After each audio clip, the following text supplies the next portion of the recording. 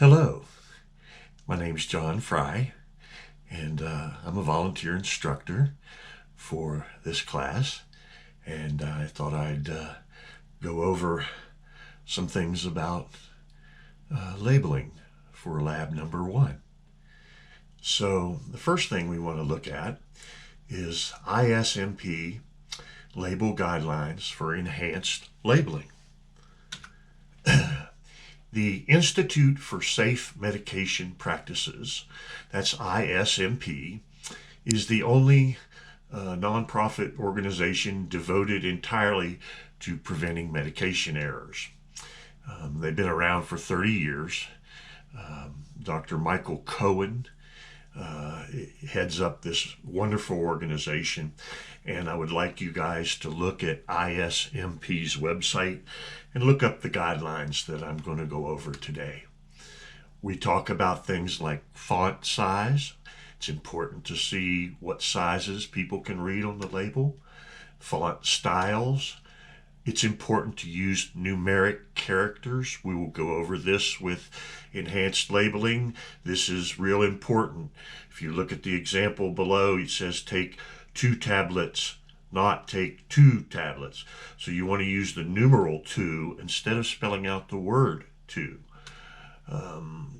You want to use typographical cues like bolding and highlighting, horizontal text only, use of white space, thicker, denser lettering, white background, black ink for barcodes, organization of the label content, auxiliary labels. I can't stand, as a pet peeve of myself, of a label that's got so many auxiliary labels stuck all over it that you cover up the good information that is vital to a prescription label. You need to provide explicit instructions to improve the patient's comprehension. Directions must contain specific dosing for the interval times, etc. And this is what we call enhanced labeling. Enhanced labeling is very important. You need to remember that word. You need to remember what I'm talking about. And the reason you need to remember that is you might see questions in regards to this for this section of the final exam for this class. So you want to again say, instead of take 2 tablets twice a day, if the SIG is 2 BID, you want to say take 2 tablets in the morning and take 2 tablets in the evening. Or if it says take 1 tablet daily, one of the worst things you can say is take 1 tablet once daily. And that particular set of directions caused a mistake that killed a patient years ago. And the word once, O-N-C-E, means once in English, but in Spanish it means once, which is 11. And the patient took 11 pills instead of 1, overdosed, and died. So that's a very extreme example, but a pertinent example of how labeling can be very important. Abbreviations can be dangerous. We're going to go over bad abbreviations. And that whole subject is kind of a lecture unto itself. Don't ever use, these are the bad habits to avoid, don't use trailing zeros, always use leading zeros, spell out the word units, include spaced commas, don't use bad abbreviations, simplify the language. Don't use medical jargon. Patients don't know what you're talking about. You need to put your terms and talk to people. We teach this in the lab on an 8th grade reading level. We'll go over how to spell and abbreviate drug names. This is something that you just have to get a lot of practice with, and this is part of what the labeling for this course is going to teach you. How to do the drug names and the indications. The icon systems, duplicate labels, tall man lettering. Basically, you want to draw the conclusions about the label that number 1, and this is set forth by ISMP, Poor labeling can be a central cause of medication errors, and historically it's been something that we want to work on. Labeling is a reflection of you, the pharmacist. I can't stress this enough, that label is you. It's got your initials on it, and when you go to look at it, I'll be able to tell, a patient will be able to tell, a professor will be able to tell, the doctor will be able to tell that you were the person that finally checked this label and okayed this to go out to the patient. So if there's something good about it, it reflects on you good. If there's something bad about it or a mistake, it reflects on you bad. A high quality, accurate, practical label is paramount to the best medication practices and positive patient outcomes of therapy. Remember, everything we do as a pharmacist team member in the healthcare team is about patient outcomes. And the label is the most important part of a pharmacist's contribution to positive patient outcomes. I can't stress that enough.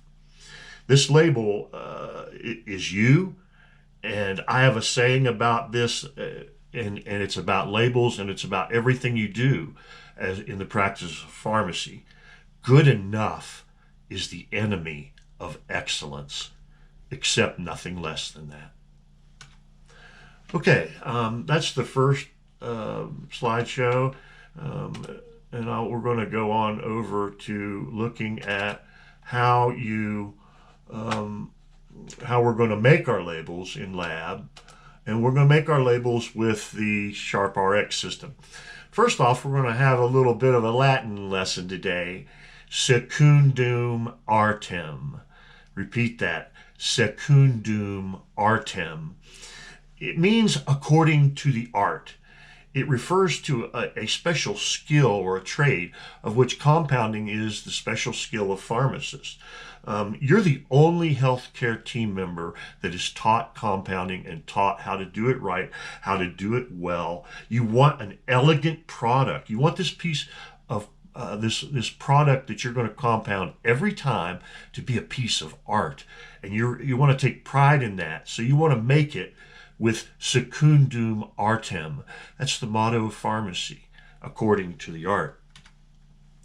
It's Latin time. Again, there is something that one of the things I preach, the first point, the first dictum of medicine is primum non nocere. Repeat that. Primum non nocere.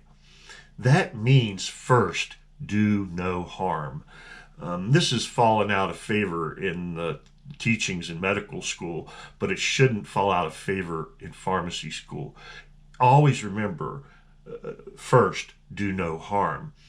You can cause harm on a label. Putting the wrong thing on the label or not putting enough of the right thing, a simple mistake can have serious consequences on a label, including death. And an error of omission is just as dangerous. If you don't tell somebody something vital that's going to cure them, then again, you're having a negative effect on patient outcomes. And that's the first case of do no harm. Don't ever do anything to negatively affect patient outcomes. And there's a lesson in itself. We're going to talk about RX abbreviations and where they come from. For instance, AC, before meals, is from the Latin word ante cibos. Or if we say take with food, cum cibos. There's a lot of different abbreviations you're going to see on the prescriptions. If you look through your lab book, you'll see that you're going to get instructions on the prescription that says M period, FT period. What does that mean? It means mix and make. So we're going to learn a lot of abbreviations and teach you these things in this course. The word, I'm big on words, and Dr. Rashid is too. We like to look at the root words to things. 75% of the English root words are derived from the Greek or the Latin. Pharmakeion is the Greek for pharmacy. Pharmakeia is the Greek. Pharmakeia, pharmacia is medieval Latin. Pharmacie is French, and pharmacy. Pharmakeia is actually the word for sorcery. So in the old days, when drugs were first used, they thought it was magic. It was, you know, from Shakespeare, bubble, bubble, toil and trouble. The witches in Macbeth's scene was often the sorcery of pharmacists. And so the beginning of pharmacy, it kind of has a negative connotation, became modern pharmacy, which is state-of-the-art healthcare and healing. It evolved from a magical art to a healing art. The old form of pharmacy, the word 1300s, is medieval Latin pharmacia. And the meaning in the 1400s evolved into the administration of drugs, where drugs are prepared and dispensed was first recorded in 1833, and it evolved into the 1600s and the 1700s in England, into the apothecary system that we have today. Okay, we're going to be introduced to the SharpRx software. You're going to see this in the lab. The first thing we're going to do is your username and your password. We're going to put everybody in by the first letter of their first name and followed by your last name. There'll be some exceptions if we have any duplicate names, and we'll teach you what that is. I'll have a master list and I'll help you in lab. The password is password. If I would suggest keeping it that. This is nothing that's going to have a big security problem. And anyway, if you do change it, we want you to write what you changed it to in your lab book on the first page so that we don't have login problems. So the first thing that's really important is learn your login and learn how to smoothly and quickly log into the SharpRx system. Now, once we do that, you're going to add yourself as a patient. We're going to show you how to do that. And we're going to do a patient search, and then you're going to bring up yourself as a patient. And then we're going to add a doctor. You can use your own name. You can use Dr. Feelgood. You can use anything you made up that's funny. Just that's the doctor you're going to use on all your prescription labels throughout the semester. And that's the prescriber search. We're going to go over, just as an aside. You won't have to put a DEA number in on your prescriber. It's just on the just a name, first name, last name. Same with yourself as a patient, just first name and last name. But be aware, in the data entry world, in real life, you're going to have to deal with prescriber information. There are aspects of the database that is universal with all pharmacy data entry programs, and that is your patient information database, your prescriber information database, your drug database. And one of the things about the prescriber database is learning how to recognize and check for a proper DEA registrant ID number, such as FN 5623740. You add up the first, the third, the fifth letter, then you add up the second, the fourth, the first, third, and fifth numeral, then you add up the second, fourth, and sixth numeral, and then you double that. You add it all up, and the second digit total should match the seventh digit. We'll go over that in lab if you'd like. You can look this up, Google DEA registrant ID. So we're going to start adding a prescription. We're going to go over how to do that. We're going to do a prescription search. This is the filling screen. You're going to put in your SIG, which SIG means directions. You're going to put the quantity prescribed. You're going to put the quantity to dispense. You're going to look at day supply. We'll always look at that, number of refills, the date written, and the expiration date. So we're actually going to fill a prescription. We're going to show you how to put in a compounded prescription and make your own labels. So I'm going to go ahead and fast forward through this quickly. As you're getting ready to print the label, one of the things it does is it's going to give you what's called a warning. That's also known as a DUR, which is a drug utilization warning. We classify these as soft or hard. Soft means it goes right on through. Hard means it stops you, and you have to acknowledge something that's wrong. And you got to worry about being numb to things, that you keep getting the same error and then you don't stop something you should. So we'll go over and talk about that in lab. This is what the end product of the labels look like. We're going to go over this and look at the sections. On the top left side is the pharmacy name, the prescription number, the prescriber, the patient's name, the date, the directions, the name of the drug, the quantity, the refills, and the information on the last is the manufacturer's information. Then you have the auxiliary label. On the far right-hand side, that part is the sticker that's going to go in your lab book for your lab number 1. You're going to do 8 prescriptions, and you'll have a total of 11 labels to be graded, and we're going to go over those in lab. And on the top left-hand side is the legend. The legend says, warning, and this is if it's a controlled substance only. It says, warning, the transfer of this drug to any other person other than the person whom it was prescribed is against federal law. And the punishment, it's a class 5 felony federally, and each state classifies it as a different felony according to what schedule the drug is. So you get in more trouble for transferring a Schedule 2 drug like Percocet than you would for a Schedule 4 drug like Valium or a Schedule 5 drug like Lomotil. The punishment for Class 5 felonies is a year, not more than 10 years, or $2,500. So it's serious. This is a code of federal regulation. It's CFR 290.5 about controlled substance labeling, and you should be aware of the legend on every label that you'll see for the rest of your professional life as a pharmacist. And we're going to talk about adding a new compound and how to do that in SharpRx. And the drug search. The drugs are added for you, and I can manipulate the database and show you how to do that if we have any problems. So during lab, just get a hold of me or Dr. Mullins or Dr. Rahman, and we'll help you with the drug issues in the database.